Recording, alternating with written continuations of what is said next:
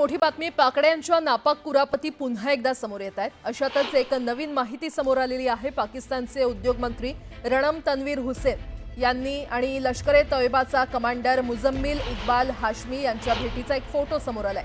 पाकचा airbase मुरिदके जवळ ही भेट झाल्याची माहिती समोर आली आहे। यावेळी राणा तन्वीर यांनी पाकच्या लष्कर कमांडर यांची माफी मागितली आहे। तसंच लष्करी कॅम्प सरकारी खर्चाने पुन्हा तयार करणार असल्याचं आश्वासन दिलं।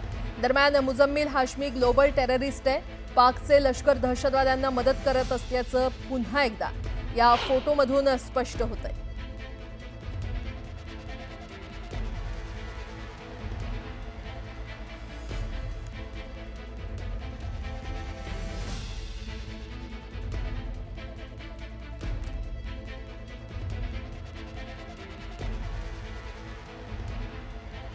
तो आज यहाँ जो हम आए हैं वो इसलिए आए हैं कि उनकी हिदायत है कि हम बताएं उनको कि यहाँ जो नुकसान हुए हैं, जिस तरह मस्जिद का हुआ है या दूसरी का इमारत का हुआ है, वो हुकूमत जो है वज़ीर आज़म साहब और आर्मी चीफ सैयद आसम अली साहब जनरल साहब वो कहते हैं हम खुद इसको दोबारा रिकन्स्ट्रक्ट करेंगे। मैं आपको ये बहुत और साथ ही उनकी जो फैमिली है जो शहीद हैं या जख्मी हैं उनको भी उनको पूरा लुक आफ्टर किया जाएगा। उनके फैमिली को, बच्चों को